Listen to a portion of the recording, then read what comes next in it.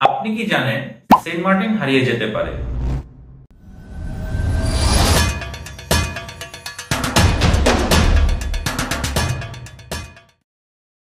দ্বীপে প্রাণ সঞ্চারের জন্য 141টি প্রজাতির প্রবাল ছিল, এখন রয়েছে কেবলমাত্র 40টি প্রজাতি।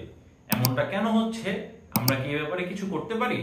এটি কেবলমাত্র সেন্ট মার্টিনের সমস্যা নয়, উপকূলীয় জীবনের ভবিষ্যৎ ঝুঁকিতে। চলুন জানি কিভাবে। 1 সেপ্টেম্বর 2024 দৈনিক জনকণ্ঠের এক প্রতিবেদনে দেখা গেছে যে রাজধানীর একটি বেসরকারি ব্যাংকের কর্মকর্তা তরিকুল ইসলাম 8 বছর আগে সপরিবারে সেন্ট মার্টিনে ঘুরতে গিয়ে শৈবাল দ্বীপের সৌন্দর্য এবং কচ্ছপের ডিম পাড়ার দৃশ্য তাকে বিমোহিত করেছিল। কিন্তু এবছর ঘুরতে গিয়ে দেখেন পুরো দ্বীপে ছড়িয়ে রয়েছে মরা কচ্ছপের দুর্গন্ধ, আর হারিয়ে যাচ্ছে প্রবাল, শৈবাল, ঝিনুক ও শামুক।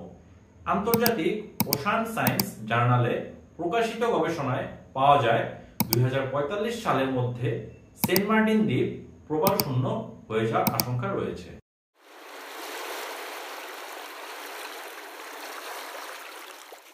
অন্যদিকে ঢাকা ইউনিভার্সিটির একটি প্রবাল বিষয়ে রিসার্চ থেকে জানা গেছে যে প্রবাল জন্মানোর জন্য মূল নিয়ামকগুলোর মধ্যে রয়েছে জলরাশির তাপমাত্রা, পানিতে লবণের পরিমাণ, বালির উপস্থিতি, পানির অম্লতা, ঢেউয়ের তীব্রতা এবং দ্রবীভূত অক্সিজেন। এর মধ্যে অক্সিজেন সবচেয়ে গুরুত্বপূর্ণ, কিন্তু ধীরে ধীরে এই নিয়ামকগুলোর প্রাকৃতিক ভারসাম্য নষ্ট হয়ে যাচ্ছে। সমুদ্রের পৃষ্ঠের তাপমাত্রা বৃদ্ধি, জলবায়ু পরিবর্তন এবং সামুদ্রিক জলের রাসায়নিক পরিবর্তন এর প্রধান কারণ। আবার 18 জানুয়ারি 2024 প্রথম আলোর এক প্রতিবেদনে জানা যায় যে গত এক সপ্তাহ ধরে ভেসে আসে বিপন্ন অলিভ রিডলে জাতের মা কচ্ছপের মৃতদেহ। প্রতি বছর সেন্ট মার্টিনে প্রায় 10 লাখ পর্যটক আসে, যার কারণে অপরিকল্পিতভাবে হোটেল, মোটেল, রিসোর্ট তৈরি করা হচ্ছে। এই ছোট দ্বীপটিতে বর্তমানে রিসোর্টের সংখ্যা প্রায় 88টি। এসব রিসোর্টের কোনো সুষ্ঠু পয়ঃনিষ্কাশন ব্যবস্থা নেই, যার কারণে হুমকির মুখে পড়ছে জীববৈচিত্র্য। এছাড়াও পর্যটকেরা যেখানে সেখানে পলিথিন এবং অন্যান্য বর্জ্য পদার্থ ফেলার কারণেও পরিবেশের ব্যাপক ক্ষতি সাধন হচ্ছে।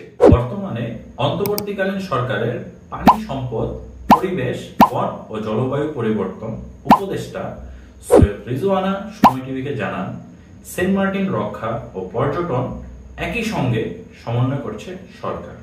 সেন্ট মার্টিনে নভেম্বরে দিনে গিয়ে দিনেই ফিরতে হবে, আর ডিসেম্বর ও জানুয়ারিতে দৈনিক সর্বোচ্চ 2000 পর্যটক রাত্রি যাপন করতে পারবেন। বিডি নিউজ 24 এর এক সাক্ষাৎকারে তিনি আরো বলেন, 45 ভাগ প্রবাল সেন্ট মার্টিন থেকে ক্ষয় হয়ে গেছে।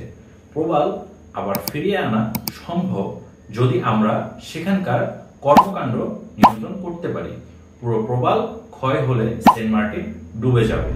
এরকম পরিস্থিতিতে একটি প্রশ্ন কিন্তু থেকেই যায়, দ্বীপটি ডুবে যাওয়ার পর স্থানীয়রা কি করবে?